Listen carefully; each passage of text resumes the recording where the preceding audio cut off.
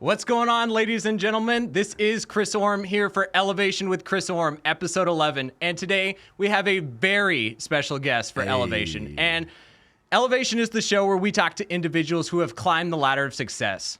Today's guest is Rex Sweeney, and Rex has been a friend of mine for the last 10 years. And one thing I can say about Rex is that he's arguably the most creative person I know. Whether it comes to writing, filming, audio, he does it all in terms of the creative world, something that I'm not too strong in. But I'm really happy to have Rex on the show today, and we're going to share his story, how he elevated in life, and more than that, I welcome Rex to the show. Thanks for being here, my man. Thank you for having me, dog. Yeah, no, that was a crazy dope intro, man. Thank you, bro. I do it all, bro. You name it, I do it. And I'm just stoked to be here, bro. I've known Chris since 2013, yes, sir. 2012, yep. 2013. So, like, yeah, bro, it's dope to see us both kind of, like, growing up and into ourselves. And thriving. Yeah, man. Thriving. We working, bro. For we sure. working. Yeah, man. All right, so I am fired up to be here today. You know, I'm just really excited for the show, as always. But let's start it off by throwing it back to 2013. Let's tell the folks how we met. So we met at my first job, and that was a lifeguard at the Mandalay Bay. Was that your first job? That was my first Vegas job, yeah, man. I had a couple, like, side hustles. I had some community service and stuff before, but my real first job was at Mandalay Bay lifeguarding, bro. I thought that was a really dope first job to have, bro. Lifeguarding in Vegas was crazy, man. And at the Mandalay Bay, that's definitely the best pool. They got the wave pool, the lazy river. We had just a ton of crew, a ton of friends. We had a lot to work on, bro. Like, most people just sit there and chill, but, like, we was working, bro. As lifeguards, we were out there, bro. 4 different pools, 5 different pools sometimes. Kiddie pool, man. Maria Beach Club. That's a topless pool, folks. Yo, yeah, bro. Being underage. Chris was up there underage, bro. Yes, sir. Looking at titties, bro. That was a dope time, bro. I seen some horrible things at Maria, bro. Some awful things, bro. That I don't even know if they bear repeating, bro. I got some crazy stories from up there, bro. Yeah. So it's really crazy to see how we've kind of come full circle in the last decade. But I do want to highlight on some memories that we have from way back in the day. Some people we'd like to shout out because, honestly, we had a top-notch crew at the Mandalay Bay. Probably lifelong friends, yeah. Yep, so people I still keep up with. So we'll give a shout-out to my boy Joe Schmidt that got me involved. Yo, Joe. Let's go one by one. Okay, who are you going to shout out? I got to shout out Ashley, bro. She just got engaged. Yep, shout out Ashley Rusha. I'm going to shout out our boy Sergio Perez. Yo. Sergio and Nando, bro. Those were the boys. And Kyle, bro. Kyle White. Not Kyle White. Kyle Root. Kyle Root, Sorry, Kyle. No offense. Classic, dude. Joe Serrano. Joe Serrano, dude. He's bartending, bro. He's killing it. I just saw Moises. He's security at the Durango. No way, dude. I love that guy, dude. Yeah, great energy. We had a whole flag football team with those guys. Like, that was like a real dope, like, community, bro. That was a fun time, bro. Shout out the girls, bro. We had like Corey and Vanessa. All them. Autumn, I'm still friends with. I just keep up with Autumn and all them. Yeah, bro, it's crazy, bro. I mean, the listener is gonna be like, who are all these people? But they are people that made an impact on us, for sure. So they're worthy of a shout out. And no offense if we missed you, folks. There were literally a staff of 120 per year, so apologies if we missed you, folks. But I want to highlight something that, you know, I looked up to Rex, and Rex is a couple years ahead of me in life, a few years older, and really, this was 2013 to 2015, and this was basically a pinnacle of Las Vegas day and nightlife. So right next to the Mandalay Bay pool, where we would do our morning kind of huddles, was Daylight Beach Club. And this was when Daylight was popping. This was when Cruella was coming out. Zed. Like, this is when EDM was at the prime. Yeah, peak melodic EDM era, bro. Like, people were in their feels. I'm sure there was a ton of ecstasy in the air. You know, but it was crazy, bro. Just to even be, like, next to that every morning and be like, bro, this is how people are, like, waking up. Like, I'm dragging my ass to work because I'm hungover from the night before. And I see, 300 people just getting ready to get the day started at like 8 a.m., bro. It's crazy, dog. For sure. And I remember vividly when it was EDC weekend and everyone was requesting off. They were worried about calling out, and it was a blackout weekend. Points were doubled if you called out without. People went to EDC and then came to Mandalay Bay to watch people's kids, bro, as lifeguards. Like, dog, you was out rolling till 5 in the morning, and now you're lifeguarding at 7. Like, what? How does this? Ooh, problematic. It was a wild time, bro. We had a great little crew. None of the people we shouted out were doing drugs. Right. I will say that. For the record. We all just partied folks. And we were out late, but no one was really on drugs. It was cool. We had a good group of friends then. But no, we were surrounded by it. It was just a different era. You know what I'm saying? It was different times. And you couldn't repeat that today. Like, that was growing up 16, 17, like... Nah. It was just really a time to be alive. Like, this was in the prime Snapchat era. I remember, like, it was going hard. Oh, we got to shout out Armando. Oh, yeah, Mondo. Yeah, it's my dog, I can't bro. forget him. Armando was literally Snapchat famous, bro. Yes, he was a legend. Yeah, man.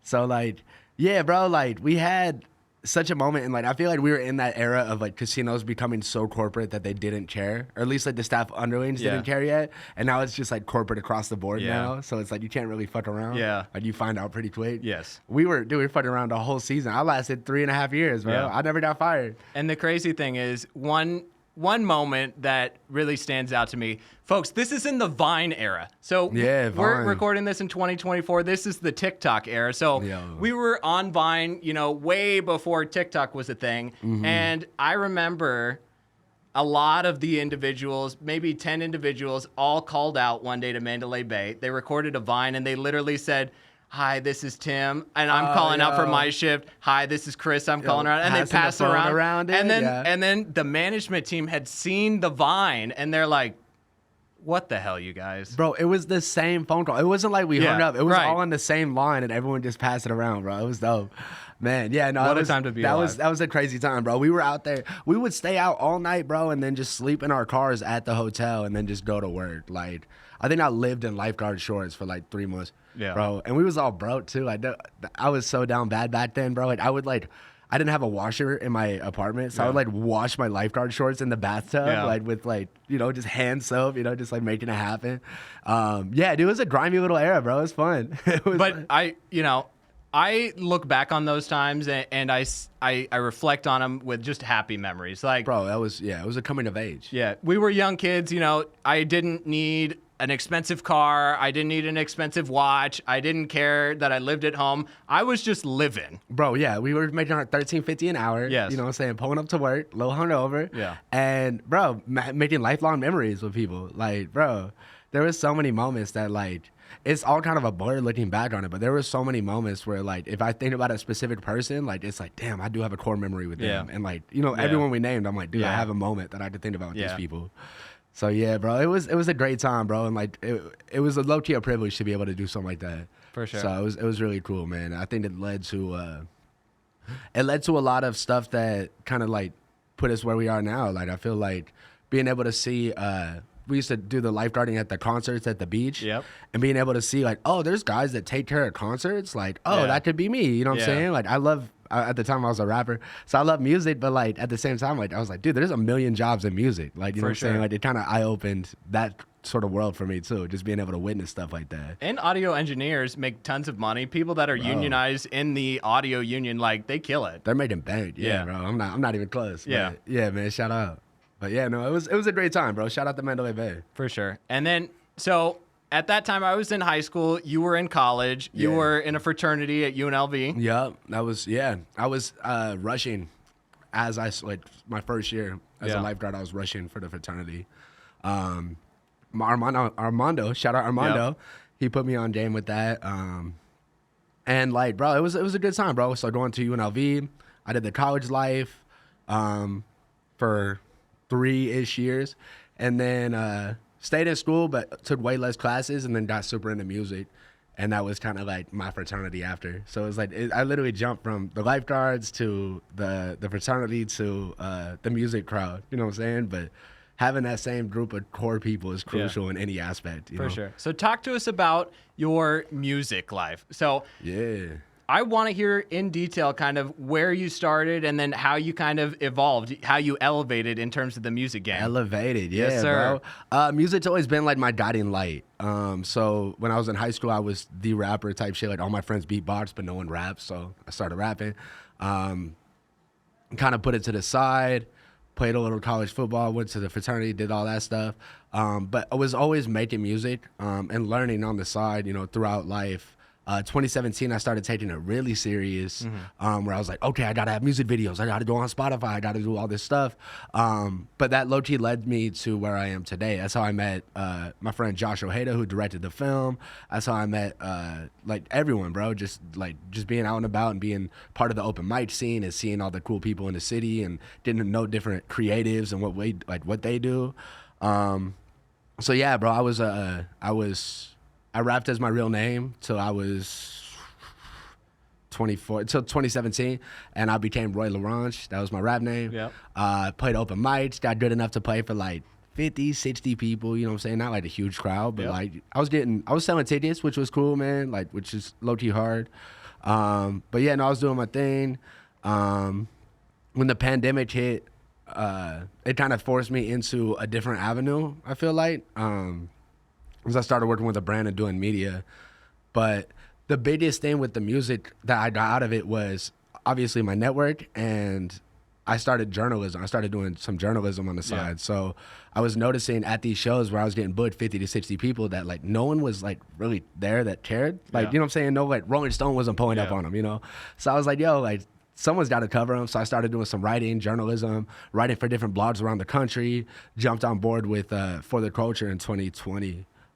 Full time, because obviously the pandemic, and they were a live event company that shifted to just media. So during that sweet spot of like 2020 to 2021, before they had actual live events going, I was pretty much exclusively in charge of all the media. And then following, the media kind of started to shift around the live events. So, but there was a cool little moment where I was making like all this content, you know, for them. So I'll focus on kind of two learning lessons that you just told us about. So one is your network. So you got a massive network of people. So a ton 100%. Of creatives, like you really made it your mission to get to know these people, learn kind of what they're about, and see how you can provide value to each other. 100%, bro. Like bro, the easiest way to provide value, here's some free game, bro, for people that want to elevate, dog. Easiest way to provide value is not even do shit, is just be the one to put two people together. Yeah. It's like, oh, I know this person does this, and oh, this person just said they need this, I'm gonna put them together. Yeah. I've done that in social situations. I've done that for like work, like business contracts. And most of the time, bro, it works in your favor. I mean, if your boy's doing shitty work, that's when you got to be like, okay, I can't recommend them to everyone. But at the same time, like being able to put people together, I think is like one of the easiest ways to build your network. You know what I'm saying? It's like a lot of the times, like I'm not even doing the work. I'm just getting hit up to be like, yo, do you know anyone that does this? And just like that, I'm still in the loop. I'm like, oh, they're working on this. Now I know, oh, they're doing this. Like it just helps open up doors a little bit. But yeah, network is crucial, bro. 100%. I rely entirely off my network. My day job right now is a DJ, which I wasn't a DJ until 2020. Like I wasn't working full time as a DJ until last year. And that's almost exclusively because I have such a great network from either college or from the music world or from just putting other people on. So it's pretty cool, man. Like network's crucial. For sure. And then the second point, which I'll highlight, is you called it media. I'll call it distribution, but it's bringing these real life experiences online, how to promote that, how to make it look like, man, I should have been there. Like really making these highlight reels. And that's what Instagram is a highlight reel of real life stuff. So it's awesome to see that you can push, one, for having a strong network, and two, the distribution using things like media, absolutely, social media, to push that and even continue to expand your network. Absolutely, bro. And like, as a like having that music background, it's like you're always constantly promoting yourself on social media. So I feel like it just translated really well for me. I feel like everyone at any live event should be like, oh, if you're the bar running your live event, I don't see why you wouldn't want to put that on live stream. Yeah. Or put that online somewhere and make you want to go. Because it's like post-pandemic, bro, everything is online. Yeah. So it's like, why not have some sort of avenue to let someone that's never even been here. I mean, I'm a fan of boiler room sets. I've never been to one in person. I watched every single one though. Nice. If I have the opportunity to go, I'm gonna go to a boiler room. You know what I'm saying? Like it's just like that, man. So yeah, bro, like being able to provide media is crucial in these days. You know what I'm saying? Like even right now, like bro, like this is a conversation, bro. We've monetized conversation. Yeah. Like, you know what I'm saying? Podcasts are monetized conversation. Yeah. And it's like, it's only because of media. People are having these sorts of discussions for thousands of years, bro. But it's the first time that someone from Singapore or someone that's across the world can like tune in. And I think that's dope, man. So what I call this podcast and like what it's really establishing and promoting is high level networking. So Absolutely. you and I can get together. We'll have a 1 hour conversation. It's like going out to coffee with someone, picking their brain. But not only are we getting value and exchange in this conversation, we're distributing it to the world, right? Out So there, man. Yeah. all of the Elevation audience can listen to what we're talking about. And it's a way to get perspective from someone, hey, I want to be a DJ. I want to make a movie. Like, let me get this free game from Rex. And Straight up, yeah. so I want to highlight something. So my dad was my very first guest on Elevation. That's it. We were just at breakfast on Sunday, and he was telling me that literally someone came up to him at work asking him for advice. He said, hey, I watched you and your son on that podcast. And I was like, this guy is so smart. Like, I don't know who the guy was. Like, I didn't tell him to watch it, but watching a podcast of someone who you're looking up to or looking to seek advice from is about the smartest thing you can do. Absolutely, bro. That's dope. How was the experience of interviewing your dad? I was curious. It was good. It started us on great momentum because having my dad, who's someone I look up to, and having him as the very first guest, it gets the ball rolling strong. That's absolutely, man. It's like someone you know better than anyone else in the world. No, that's something that I want to do myself is interview my parents. I think that's such a cool avenue of just content. Like, how many times in your life you would say like, oh, I have a recorded record of a conversation with someone that's not going to be here forever, you know? Like, that's awesome, bro, you know? And then even moving, like, this is going to get a little bit sci-fi, but having that recording, not only will my kids be able to watch that and witness their grandfather on media, but like generations down the road, like, I don't know if that's going to be able to be relived in VR. Like, yeah, man. Honestly, I'm not going to say that's not going to happen. I have a strong possibility that might be a thing like next year, bro. Yeah. Like, we're kind of at that pace. Yeah. Like, but yeah, dude, that's so tight, man. Just to be able to do something like that, bro. So respect, bro. That was a really cool concept. Perfect, man. And I'm just really excited that this show has had such great traction. So I want to give a shout out to the viewers. Like, thank you guys so much for watching and tuning in every week. We have all sorts of different type of guests here. So we have creatives, we have people in the smart home industry, we have people in the pot industry, strip club industry. We got all different types of folks coming on the show. So I really appreciate all the support. Shout out, man. Yeah. No, that's cool, man. That's Vegas though too, man. It's the Vegas culture, and that's why, you know, I'm not an advocate of the strip club or an advocate of this and that, but it's part of the Sin City culture, and I'm gonna embrace that, and at least we're gonna have the discussion because those are businesses. Those are multi-million-dollar businesses legitimate in Vegas. Business. I mean, it might not be legitimate anywhere else in the world, but this is peak money making out here, bro. Respect, You don't have to. You know, I don't drink alcohol, but to say I'm not gonna have an alcohol executive on the show, I think is just a limiting mindset, not an elevated mindset. Straight up, bro. Yeah. So, Rex, let's jump to music further. So you are DJing now at Davidoff Cigar Bar every Wednesday at 9 o'clock. Even earlier sometimes. Even earlier. Just whenever I pull up, bro. They don't give me they kind of give me a little free reign over there. Okay. So it's an open format mix. I play a ton of like Thundercat and stuff like that, like Anderson .Paak, like kind of groovy ass music, stuff you would smoke to. Yeah. Elevated stoner music. Yeah. You know what I'm saying? That's what I call it. That's a great time, bro. I'm there from like sometimes like 7 to 1, sometimes 8 to 1. Yeah. It just depends. Great crowd over there, great people. Yeah. All my regulars are dope, man. Shout out like James and all them. Great people over there, bro. And that's something that I got lucky enough to jump on because of my friend Dylan. He's the manager over there, and they were looking to start something on Wednesday night. And he's like, yo, do you know any DJs? I'm like, well, shit, I DJ. You know what I'm saying? I had bought a controller a few years back just to like practice for fun. And I was confident enough to go in front of people and stuff. So for the first like 3 or 4 months, bro, I did it for free. I didn't make a dime. They just gave me a drink tab and you know, just pull up and DJ, and I did requests for tips. I did everything I could to just kind of make a little money.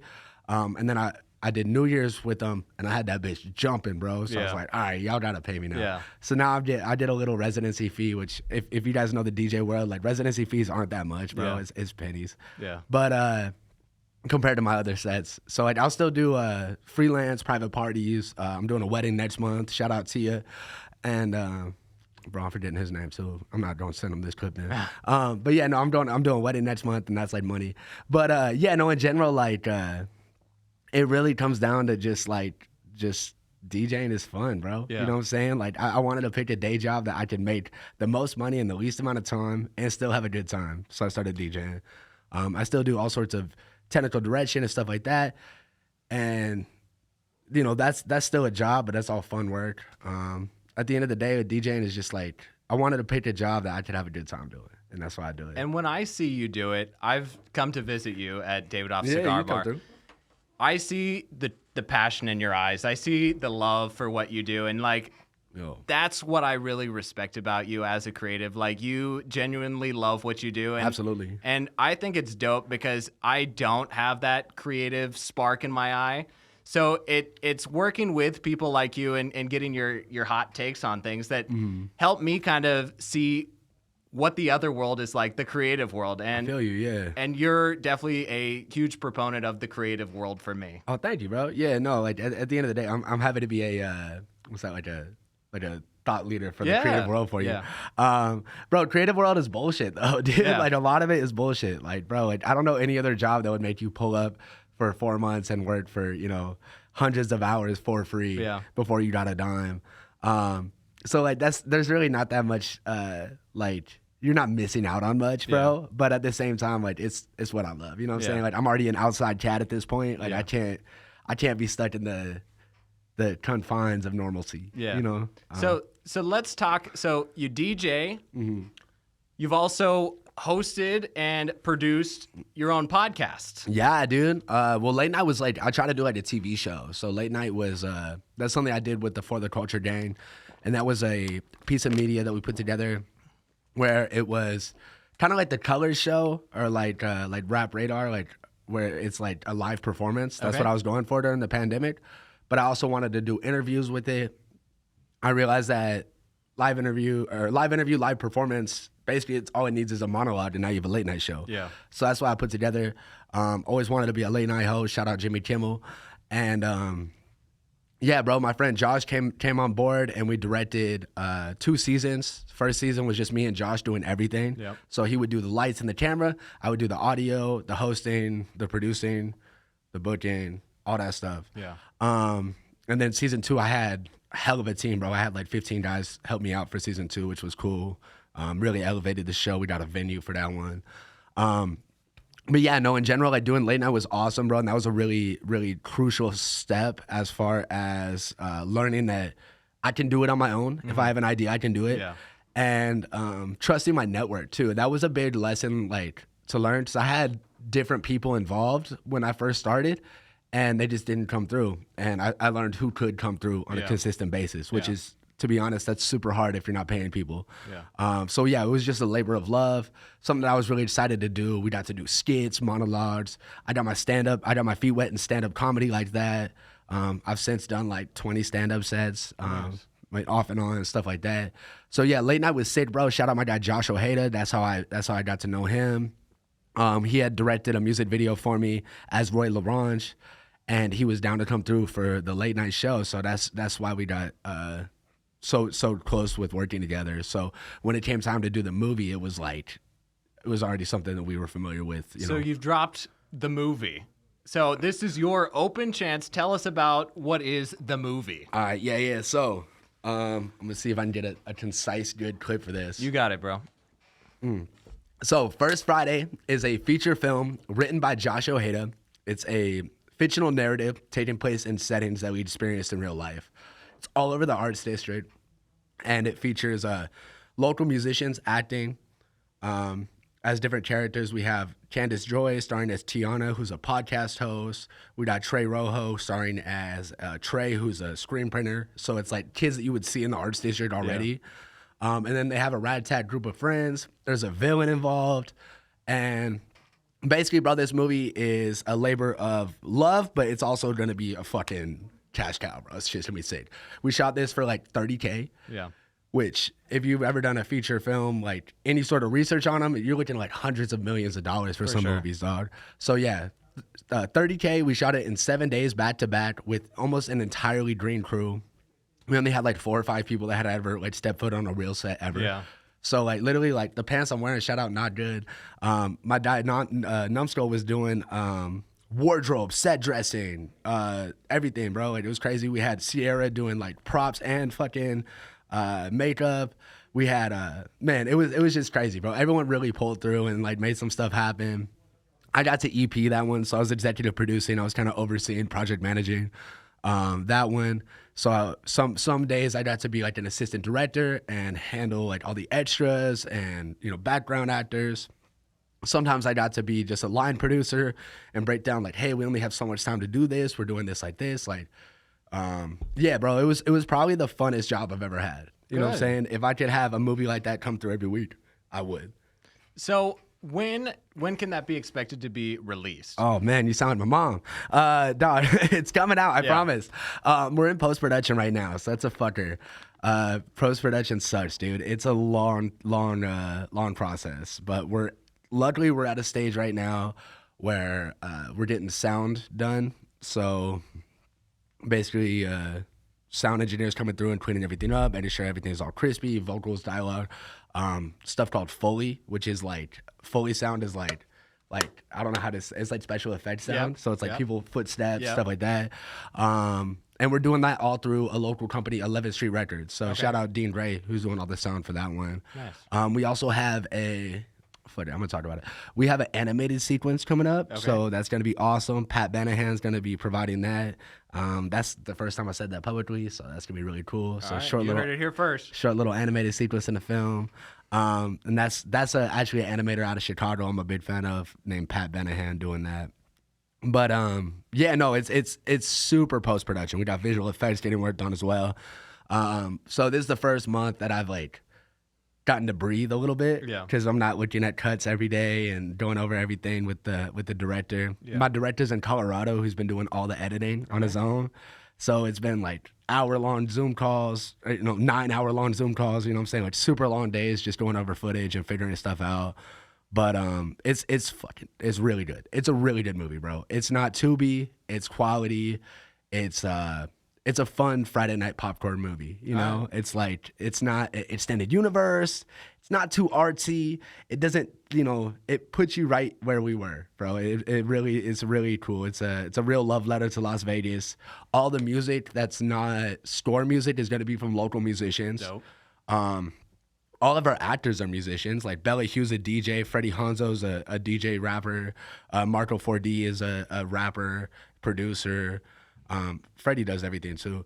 And then Trey does his own music. Candace does her own music. Candace is blowing up. She's on Netflix now. So it's really cool, bro. The whole gang is blowing up, man. So, and then our villain, he doesn't get enough love, bro. Norberto Cisneros, he steals the scene in almost every scene, bro. He's incredible, man. So I really can't wait for it to come out, bro. First Friday the movie. I think I've plugged as much as I could, bro. Yeah. It's a good movie though, man. It's gonna be tight. What's the duration gonna be? How long is this movie? What's the goal? Lord willing, it's gonna be about 75 minutes. Okay. So that's pretty long. It's pretty long. Yeah, we are doing the film festival run, so a lot of the festivals they only have like a 50-minute requirement. Yeah. So even though that's not really like a movie line, you know, but that's like the rules. So if push came to shove, we could knock it down to like 50 minutes. Yeah. And make it like a super tight movie. But right now it's sitting at like 72, 73. Yeah. Barring a couple things that we need to add. So, Lord willing, it's going to be 75 minutes. We might cut some stuff or trim some stuff. The first cut we had was about 100 minutes, I want to say. Yeah. With just like every shot in there. So yeah, no, it's coming together, man. It's coming along. We're looking like a June, July, sort of like gold date. You know what I'm saying? It'll be golden done. And then hopefully we want to do a premiere at the Beverly Theater, which is an incredible little artsy theater in the Arts District. They show like off-the-wall movies and like classics and stuff like that. So I think we'd fit right in there. And it's in the Arts District. So, yeah, we want to do the premiere there. Hopefully back to school time, into August, start of September, maybe a little earlier. Just, depending on the scheduling for everything. Well, you got my word that when it drops, I'm going to be there supporting, obviously. Heck yeah, dude. It's going to be awesome, bro. Without a doubt, folks. I'm going to be there. So definitely support the First Friday, the movie. First Friday movie, yeah. Follow us on Instagram. We're posting a ton of BTS, bro. Like, we're going crazy on the marketing right now.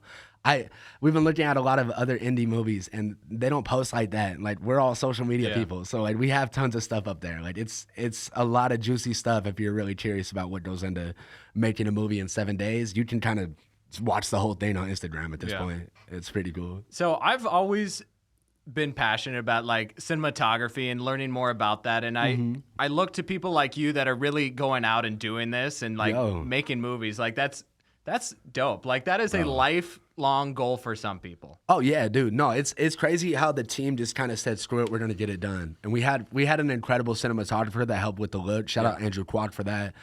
He's worked on some other stuff in the city, and he always does a great job bringing like a unique look to the thing. And luckily I had a great team is what I'm getting at. Like the team was so fire. I was just about to talk about that because you've been highlighting the team, and really every single guest on the show thus far says I couldn't do it myself. It's all a team effort. And that's one of the themes of the show, the premise. It's like the team behind you, like knowing the who that can assist in their area of expertise and bringing it all together. So I consider myself kind of like an executive. Like I'm able to bring people together like you, a connector. Connectors matter, and really just make what needs to happen. Straight up, yeah. No, it's like at the end of the day, like knowing what you can't do is more important than knowing what you can do. Yeah. Because like knowing what you're lacking is going to provide you with the opportunity to find someone that's going to either help you get better or just help you in general. You know what I'm saying? Like, so yeah, bro, being able to have a team is so crucial. And like, luckily, bro, I had people on my movie set that were just down, bro. Yeah. Like people that were just like, oh, we need this, let's do this. You know what I'm saying? Oh, let's get this done. I was sending my drone pilot on runs. We had one drone shot at the end of the day.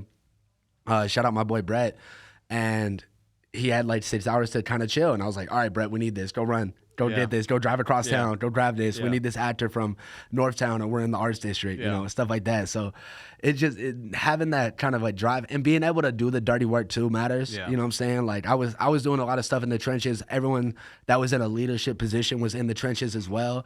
So it never felt like working for someone. It was always working with someone. Yeah. You know. So how did you orchestrate this to all come together? Like with the movie? Yeah. Man, it was honestly, it was already kind of in motion when I jumped on board. Yeah. So we had other executive producer, Maddie Allison Rose, incredible.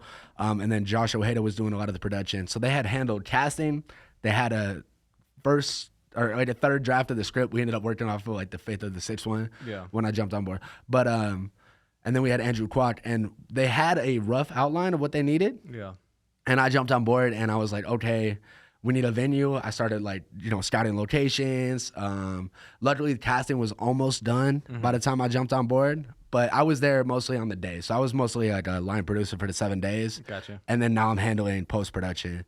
But yeah, no, I couldn't say that I brought it together at all, but it was just a mass of like, okay, we need this, let's get this. We need this, let's get this. We need this, let's get this. And like, I was going through my text threads the other day, and like, there was even like it was literally like to-do list, cast lead actress. It was 2 weeks before we fucked this shot. It was like, we need a lead actress. Like, so yeah, man, it was, I wish there was like a blueprint to be like, okay, I followed these steps, or I had this sort of guru or anything, but I just read a couple books and made it happen, bro. You know, like I was like, okay, what does a producer do? And like every book I read, it's like producers do everything and nothing all at once. And it's like, okay, I could do that. Like, so I'm gonna give a shout out to my Aunt Marianne, and she is a Hollywood producer. Oh, no way.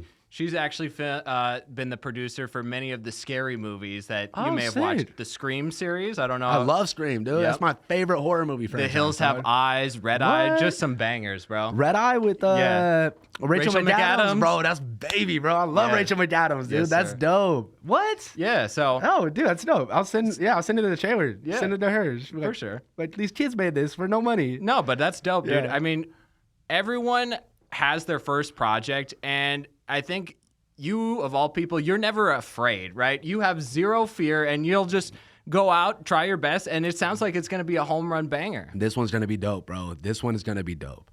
I mean, I've watched it over and over for the last 6 months. Yeah. So I kind of hate it at this point, but even hating it, it's pretty good. Yeah. You know what I'm saying? Like, it's a good movie. Like, I've watched a lot of Tubi. I've watched a lot of garbage, you know what I'm saying? And this ain't it, bro. This is actually fire. So I'm really pumped on this.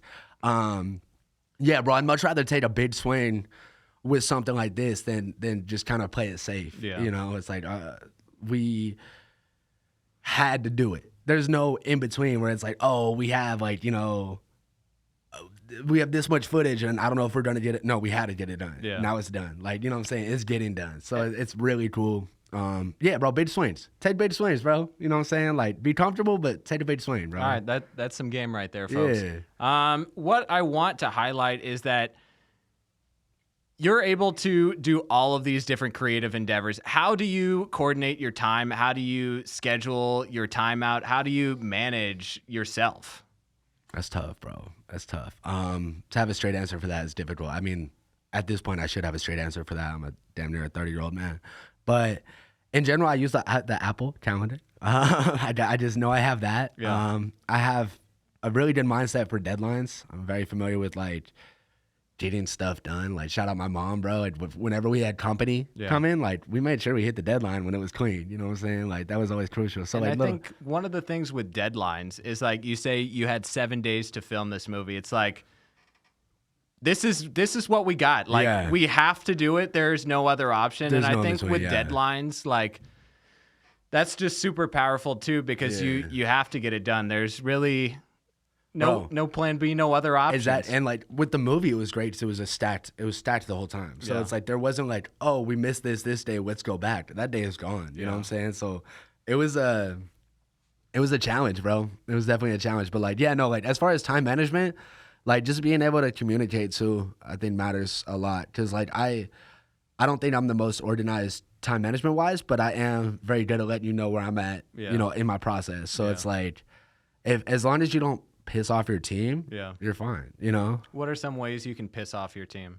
Talking down, talking like you're too busy. Yeah. Like, just, you know what I'm saying? Like, you know, that's the worst. But yeah, no, I think being someone that's difficult to work with. We've all had someone that's like, damn, bro. That dude sucks. That dude sucks. I hate working with Tom or... Yeah. We don't know what Tom, folks, so if you're Tom, don't get offended. Come on now. I'm hot, bro. Tom's at home, like, just squeezing his soda, yeah.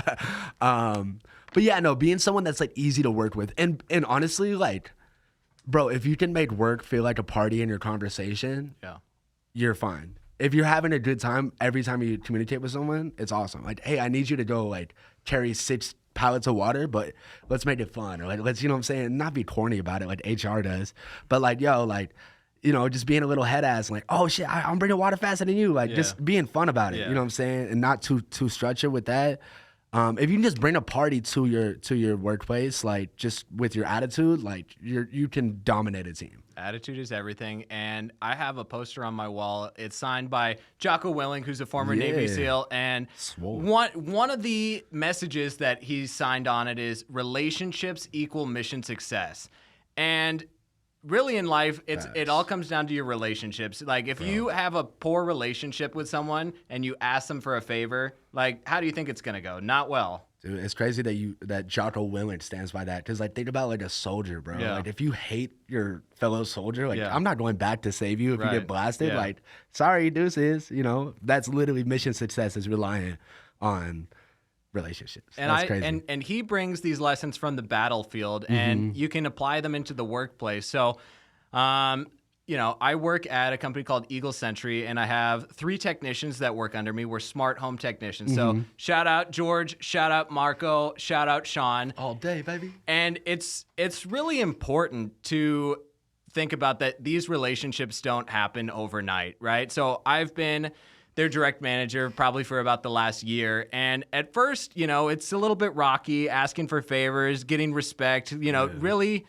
getting the buy-in from these people. But now I can say that we've formed great relationships. Absolutely, yeah. I know how they work. I know when something's wrong, and I can be there to help them through that because I know they probably even know with me now. In fact, I mentioned earlier that I was fired up on the show, and one of my guys called me, George. He said, you know, like, did that just happen? That probably really pissed you off. Like, we know each other. So it's like we work better because we've developed these strong relationships. And you can look to other people who don't have strong relationships with their manager, with their direct reports, And it's not good, right? It's clear as day to me that relationships equal mission success. And if you don't have good relationships with people, you're not going to get the buy-in you need, and you're going to struggle. And it's taking a step back and getting to know people at a personal level. It's not, Absolutely. hey, I'm your boss, you do this. It's Yes. you're setting yourself up for failure when you act like that. That's the difference. It's like they're my friends. They're not just coworkers and Yeah. people. They're my friends. And They are my friends, but there is a fine line between being buddy-buddy, and sometimes we got to say, hey, you didn't do this, and that was the expectation. Like, Well, we yeah. need to, Your friends should respect Yes, you too, yes. man. That's crucial. Yeah. Like, I mean, like there is like a chain of command that comes into play. For sure. But if you can talk to people like, yo, like, come on, dog. Like, you know, like if I can come up to you and you know you fucked up and I say, come on, dog. Yeah. You should already know. You Right. know what I'm saying? It's not like, hey, you did this wrong because of this reason. Right. Like, dog, And Jocko even exactly what you said. yeah. He says sometimes you don't even need like verbal communication. It can be a head nod or like a look or come on. Like everyone, if you have a good relationship, you know how to communicate with these people, and it can Absolutely. be something as simple as a come on, man, and everyone knows. And having that standard where they don't see you slip. Like everyone cheats. Everyone has a cheat day. But your team can't see you have a cheat day. Your team got to see you as like the pinnacle of greatness. I say leaders do more, right? Leaders so do more, if yeah. I expect you to be there at 7:30, I'll be there at 7. Yeah, be an exemplar. You know what Yeah. I'm saying? Don't be, exactly. Don't, because that literally, it spreads, bro. You know what I'm saying? That mentality spreads. So it's like, I remember there was a day on the movie set at Taverna Costera we were shooting, and this was day 5 of 7. Yeah. Everyone's beat, but it's my big extra day. It's my extra day because I have 200 extras that I get to direct. Yeah. So 200 people that have never been on a movie set that have to listen to what I'm saying. Yeah. I was there literally, we were there from 10 a.m., bro, till 3 in the morning. The nights ended. We go to lock up the truck. We can't find the keys. The keys are inside the truck somewhere, dog. Yeah. So, like, the whole crew is like, dude, I just want to die right now. Yeah. Like, I just want to go home. It's like Yeah. hour 20, bro.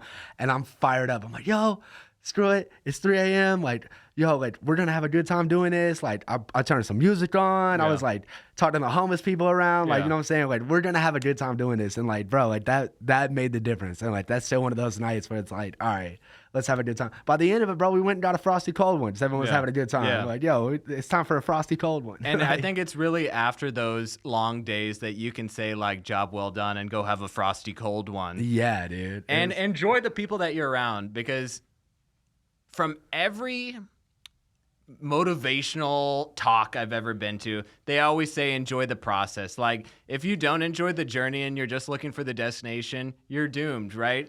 The goal, when you reach it, feels great. Yeah. And I'm not going to lie, you know, when you hit a goal, when you finish your movie, it's gonna be job dope. well done. We've been fantasizing about the day we're done. But what if you hated the whole process? What if you didn't enjoy a single day of the To be honest, the filming? if we hated the process, it would have already been put out. We would have already done the movie. Yeah. It's already, because at that point it's gonna suck. You know what I'm saying? If it's not hard and it's not fun, it's gonna suck, bro. Yeah. You know what I'm saying? Like if you're not having fun getting through obstacles, you're just getting through them. And if there's no obstacles, then it's gonna suck. You know what I'm Yeah. saying? It's too easy. Yeah. At that point, anyone can do it. So yeah, bro. Like we can't wait to get it done, bro. We absolutely cannot wait. But had we not had this blast of making the movie would have been like garbage. And I think you bring up a great point about obstacles. Like there's a book, Obstacle is the Way. If life was just easy and you had no challenges, there would be no reason for you to elevate or get better Facts. or face these challenges, because every day, every day people have challenges. Mm-hmm. And it's how you approach those challenges. And either one, you learn from them, or two, you just keep doing the same thing over and over. And the clear answer is that you reflect and you learn from them and you become better in the process. It's like bigger swings, man. Yes, sir. Because it's like, I don't know, too. Like I'm obsessed with the idea of like, okay, I've done that. Let's do something bigger. You know, I couldn't see myself like running through the same course over and over. It's just like that's literally the point of elevating. Yeah. You know what I'm saying? Like, why are we? And we're young too. You know what I'm saying? It's a different story if we got, you know, families to feed or stuff to worry about. But it's like, bro, if we're young, single, getting money, like let's go do some dope shit. Yeah. You know, who could stop us? Who gonna stop me? You got one life, and that's what I push for. It's like, why would you play it safe? Why would you not do what you love in life? And you really just have to go out with whatever. If ever something comes into your mind, an idea, and it inspires you, do it. Yeah. Right? That's a calling of some regard, and it just makes sense to follow your passions and your pursuits, and Absolutely. and to not be scared about it, because lots of times I could be scared about something. This podcast, right? So I was telling you before the show, like, I had some hesitancy. Maybe no one's going to watch. Maybe no one's going to come on the show. And it's not been that way. This is the highlight of my week. Yo, hell yeah. Every single week. It's fun, and, dude. Yeah. Dude, and it's a blast. And there's money involved and this and that. You can make 1,000 excuses about anything in life. And it's doing it anyways. Yeah, bro. It's like, it's going to get done. You know what I'm saying? You want to do it. It's getting done, you know? One person told me, hey, Chris, you'd be a natural at a podcast. Shout out Ron Callis. I fucking listened to Ron Callis, and here we are today on the 11th episode. Episode 11, bro. Let's go. And one of the things, like, that I considered, and you as a producer, I'm sure you know there's all different types of levels on the spectrum. I could be doing this from my kitchen, and it would look like we're doing it in my kitchen. Yeah. But this shit looks great. Yeah, no, shout out the studio, bro. Sticky Paws, bro. Yeah. This is a really cool place. Rex walked in here. He's like, damn, man, like, you guys got a good setup over here. This is really cool. Yeah, no, I do a ton of production with the Chilling Time crew over at the gas station studios. It's a different setup, but it's just cool to see, like, different layouts. You know what I'm saying? It's like kind of like checking out different people's motorcycles or something. You know what I'm saying? It's like, oh, they're doing it like this with these cameras. They're doing this. Like, I'm not going to give away the sauce. Yeah. But, you know what I'm saying? I use a different setup, and it's still fun. You know, it's really cool. So, yeah, bro, I love this stuff, man. Like, production side of things, just figuring out how stuff works is, like, it's incredible. So, like, yeah, bro, you have a knack for conversation, but not necessarily a knack for the technical stuff. Correct. So it's like a match made in heaven. You know, you were talking about finding the who, as opposed to, you know, the what. Yeah. It's like now you got a great team of people to help you make this show. And they're doing what they specialize in, what they do best. It's like, yes, I could learn how to do this. Yes, I could learn how to set up this sort of set, but that's going to take time, and it's taking time away from what we're actually trying to accomplish here. Yeah, it's almost the time versus money dynamic. It's like you only have so long. Right. You only have so much time, but you can always make more money. Right. You know? And it's like, okay, with that in mind, like, I'm going to develop skills that'll be exclusive to the things that I know I'm going to exceed at. Yeah. And that's why I've kind of stuck in the world I have as far as the production side of things. Like, I love performance. Yeah. And I always will be a performer. But at the same time, like, the production side of things, like, I've learned as much as I can. Yeah. So now I need, like, a team around me to help. Like, I'm not a cinematographer. Right. I'm not a makeup artist. I'm not, you know, but I know the people that can be. Yeah. You know, I know the who. Yeah. And that's the great factor that kind of divides us from regular folks. Right. You know? And there's 7 billion or more people on this earth. It's like the team effort. You got a team of 2, you're going to have more output than the team of 1. You get a team of 10, you're going to have more output than the team of 2. And it's just compounding. So it's like when you look at massive organizations, the Amazons, the Apples, the Google, it's like, yes, Google was started by 2 guys, but Google wouldn't be at any sort of scale in which they are now if it was a one-man show. You think the lead engineer at Google is working on you know what I'm saying, like, search engine optimization? Yeah. No, bro. They have a team of people that's handling that under them. So it's like, yeah, bro, like, that's crucial, bro. And, like, the fact of the matter is, like, a lot of we live in this, like, post-tech disruption world where, you know, there's Uber out there, there's smaller stuff. And a lot of the people that we're working with are just starting. There's no formal application anymore. There's no college for this. There's no outline. So people don't realize, like, oh, I could do everything, but, like, without modeling themselves based off Google, you know what I'm saying, or based off a big company. It's like, as you grow, or if you want to grow, if you want to compete, like, you have to have these sort of things that other people kind of forget, you know, start to lag or whatever, you know. And it's working with these other people, the who, it's crunching down what would take 2 years of knowledge for you to get to whatever level at whatever skill you want, and it's collapsing that time down where you can find a who, and you can immediately just start the ball rolling. Just get it going. Yeah, straight up, man. That's why I got lucky with doing late night, bro. It's like I knew how to do the audio. I knew how to produce. I was like, okay, I know how to do this stuff. But without Josh, bro, like working the cameras and understanding lighting, like that never would have happened. Bro, we shot entire episodes just with one camera, and he would do digital zooms to make it feel like we had a 3-camera setup before we had one. Yeah. So it's like stuff like that I never would have thought of.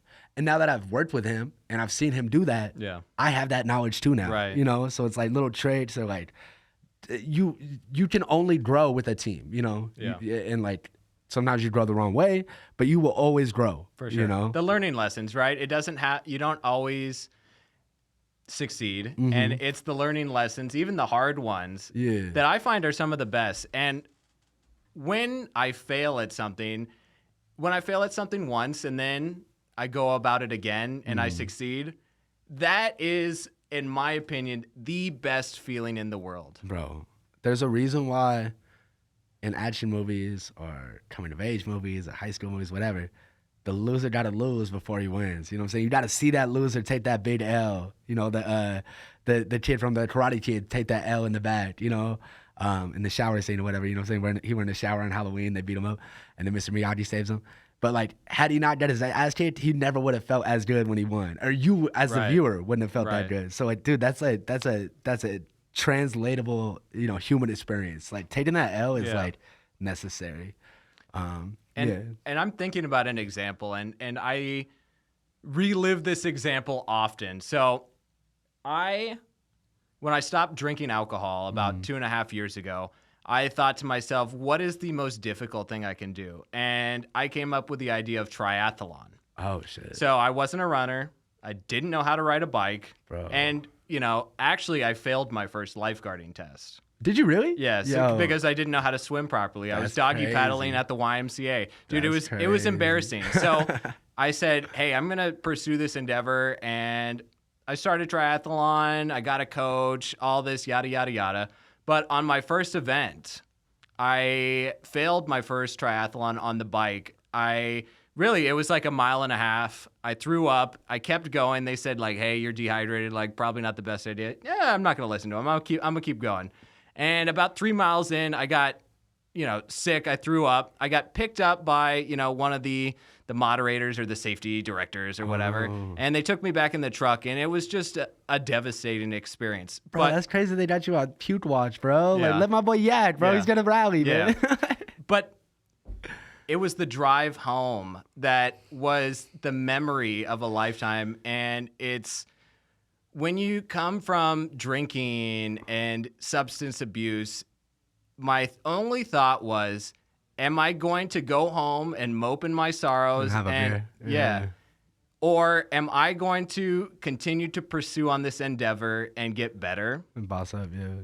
And I chose the latter. And when I finished my second triathlon and I was successful. Dude, yeah. I didn't even know you did that. That's sick, bro. That's a challenge. It's the craziest thing I've ever done. And I can't be more excited about that moment. Like, what's the come down like? How long were you out of commission? Well, here's the funny thing. I got home to my house and I got out of my car, and it was the funniest thing. My girlfriend,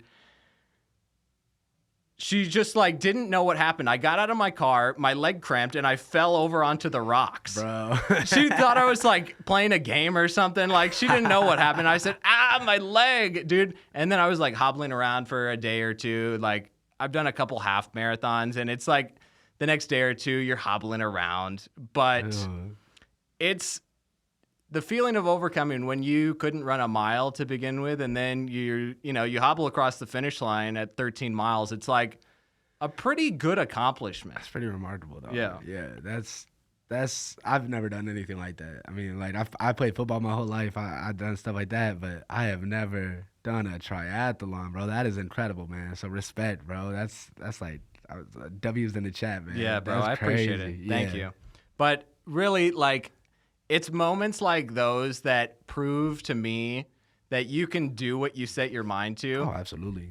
But it's going to take some work. Yeah, triathlon's a perfect example because there's like literally a mental and a physical wall that you go through. Yes. You know? Yeah. What mile was the moment where you're like, I don't know if I can get this done? Well, on the second time, I was still throwing up, but I got to the halfway point and I took a breather. And it was like a mental barrier, like, I'm going to do this. Yeah, you have to. You have to tell I'm not going to yourself. do it again. Like, I'm not going to not finish again. I came here, I trained harder, and I'm going to finish this time. There's a movie called Run, Fat Boy, Run. It's got Simon Pegg in it. Okay. It's like he wants to run a marathon. Yeah. And it has a scene where he hits like the wall, but it's Yeah. like a physical wall. I thought it was the coolest like example, like visual medium of that feeling. So I've experienced the wall before, but I haven't experienced it like mid triathlon or mid marathon. That's crazy. And it is like a mental thing. Like, we talk about flow sometimes. So like flow state, right now I'm in a flow state. Like I'm not seeing time as it passes by when you and I are talking. Like I'm engaged fully in this conversation. Yeah. And I didn't have a choice when I'm on a bike. Like I am in complete flow state. Like it's like ride or die. Yeah. Literally, yeah. No, if you start thinking about stuff, anything slows you down one way or another. And eventually that like those thoughts pile up and then that wall becomes like physical for you. You know? So that's crazy, yeah. Man, respect, bro. I don't think I'll never say never, but I don't think I would ever choose to do a marathon or a triathlon, bro, because that's a whole world, bro. How long did you train? A year dude. straight? And my thing was like, I thought I had it the first time. Oh. I didn't have it. Yeah. Yeah. No, I don't blame you, dude. I'll take a 25-hour movie set day. I will take a 25-hour day on set over a triathlon every time, bro. But that's the thing. It's like you don't have to do what I do, and I don't have to do what you do, and we can come together and have mutual respect for each other's arts, each other's hobbies, things like that. Like, absolutely. I think that's what makes it so interesting. And one thing I'll highlight is that all of the people in triathlon were about the nicest people I've ever met. Like, they all understand the sacrifices and, like, you can't be a loser and do triathlon. I tell people that all the time. Like, you can't be a bum and just show up here and think you're going to do anything. Like, I wasn't first. I was near the last. But I finished. Bro, it is hard to have an ego, I feel like, in triathlon too, because like they don't see you sweat, they don't see you cry, they don't see you poop your pants sometimes. I've seen that video. Man, like, it's stuff like that. So it's like, I'm sure that's a great crowd of people, man. Yeah. They're probably awesome. Yeah. You So know? we talk about network in pockets of life. Like the music crowd has their own type of vibe. The triathlon crowd has their own type of vibe. Absolutely. Yeah. But as far as it's like the music crowd, like music is weird because there's no barrier for entry for that. Yeah. You know, so you'll meet some of the coolest people in the world, and sometimes you'll meet people who are like, dog, if you didn't do this, you would work at T-Mobile, and that would be all you do. Yeah. You know, so it's like it's a mixed bag for sure with the music world. Film crowd is very sequestered too. I've learned. Yeah. You know, the more because we're music people doing a film. Yeah. So the more we're kind of dipping our toes in the film world, we realize like, oh, it's kind of like their thing. You know, it's like they don't really let a lot of outsiders in. Luckily, we've gotten to work with some really cool people with the 49-hour film festival. Shout out Nicole. Shout out Jeff. Yeah. Shout out my people over there, bro. But yeah, no, in general, like it's crazy to see which crowds operate. You know what I'm saying? How different rooms will like work. For sure. But it's cool, man. Sometimes you know, that's the coolest part is like building your network and growing your network. Like sometimes you'll realize like, oh, this person's like a moron in every aspect of life, but they're incredible at this. So I need them here, you know? So it's like, people will surprise you, man. What do you think about the formal education of like UNLV Film School? So, I wish I went kind of. Yeah, the owner of the studio, Travis, he is a graduate of the UNLV Film School. Mm-hmm. So, how is it working with people who have that like formal type of education with mixing in with people who come with, you know, their own experiences in the film industry? I think, with at least my experience, so I've seen both sides. I never went to film school, but I did go to UNLV. I did some broadcast stuff, so I've done like more of the television side. But I think with our movie, with the First Friday movie, in my experience, like, we needed both. We absolutely needed both. Yeah. I needed people that were down to be in the trenches always, and I needed someone that was like, okay, we need this type of lens for this camera. Yeah. And that being said, I didn't need my film school people to be in the trenches. So I needed them focused and locked in on smart shit. Yeah. And I needed everyone else to just kind of be everyone else. Yeah. I think it comes with both sides. I think a formal education, at least in the creative field, is super beneficial. Like it's crazy how many people I know that don't know how to send an email. Like, it's an email, bro. Yeah. You know what I'm saying? Yeah. Like, or use the Google Drive suite or whatever, you know, and stuff like that. So I think that was cool for college. I don't think it's necessary, but I think like having that formal background and being able to communicate to both sides is necessary, at least for me in my position. For sure. Because I want to be able to deal with executives, but I also want to be in the trenches with my team, you know? Yeah.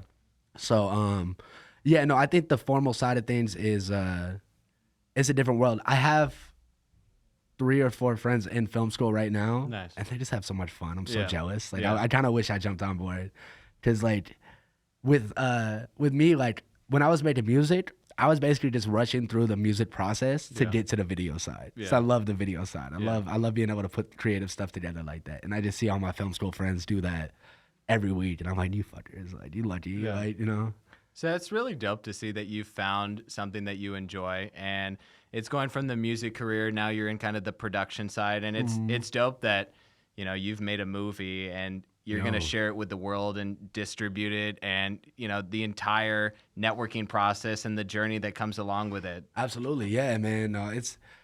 We're doing the film festival route, so Nice. it's like we're people that, you know, we're outsiders of the industry. We don't have anyone's, you know, rich uncle funding our movie. We don't have, you know, any sort of network connections or anything like that. So it's like it's all just through this like labor of love. Look what we could do with no money and a little bit of time and a lot of kids that really cared about it. And we're telling a story that's based on Las Vegas. So it's like, it's not based on the casinos. Yeah. It's not based on, it's based on our experience in Vegas. So like, yeah, with the movie, like it's definitely gonna be like a game changer. You know what I'm saying? We're trying to make a game changing move with this one. But Never done before, right? not like this. I mean, shout out to like Takeout Girl. Shout out to Black Ginger, the series. There's some really cool stuff being worked on in the city in the film like realm. But as far as like not like this. This is a bunch of kids that just put this together. We made YouTube videos 2 years ago. Yeah. It's so unique in its own sense, where it's like when they wanted Usain Bolt to play football. You know what I'm saying? Like, we know we're Usain Bolt in one world. We can Usain Bolt our ass off somewhere. Yeah. But now that we're here, like playing football, like, I don't know. You know, like I know we're fast. I know this is a good athlete right here as far as this metaphor goes. But this is like, I don't know how many points we don't score. Yeah. But we're at least gonna be in the game now. For sure. You know, so it's definitely gonna like kind of sandwich us into the world of film, because it is very sequestered. It is kind of like not necessarily cliquey. That sounds like a high school kid, but it is very like connected. You know, it's like if you're an outsider, you're clearly an outsider. You know, there's no open mic for the film world. Right. And I think it's going to be really interesting when it drops, because there's going to be challenges that come along the way with that. But it's really getting it out to as many people as possible, sharing it, using social media, like just showing the world kind of what you've created, because it sounds like you've really put your heart and soul into that. And Oh yeah, whole team did, bro. yes. Yeah. And as a creative person, it's incredible to see that you're giving to the world in terms of entertainment and value, and a storyline of what it's like to be a kid in Las Vegas running through the arts district at First Friday. That's exactly what we're bringing. That's the feeling. It's like even the climax of the film takes place at First Friday. It's all based off our experience. We literally were at these shows filming these kids and being like, damn, they're having the time of their lives right now. Like, and then Josh put all that energy into this script, man. So it's a great film, man. Looking forward to it. It's coming together, man. Just 2 more months of post-production, and Nice. hopefully I'll be able to watch a full film that I executive produced. So Well, I don't think we could wrap on a better note than that. So, shout out. Thank you guys for watching today's show. This has been Elevation with Chris Oram with Rex Sweeney, and he's our designated creative folk. And Let's go. Rex, you got any final words for the viewers? No, just follow me on the internet. You guys already see my ad, Rex from Vegas. And yeah, bro, follow the movie, First Friday Movie. We're posting very consistently on Instagram. And then, yeah, come do a DJ set every Wednesday. And really, shout out to our friendship of the last decade. It's been incredible to watch you grow and that we still remain in touch and stay as friends. So that's dope, Rex. So Bro, thanks for being here today. Super proud of you, dog. You're doing some dope stuff, man. Brother, man, thank you so much. Yo. This has been Elevation with Chris Oram, episode 11, where we talk to individuals who've climbed the ladder of success, and we will see you in the next one, folks. Thanks for watching.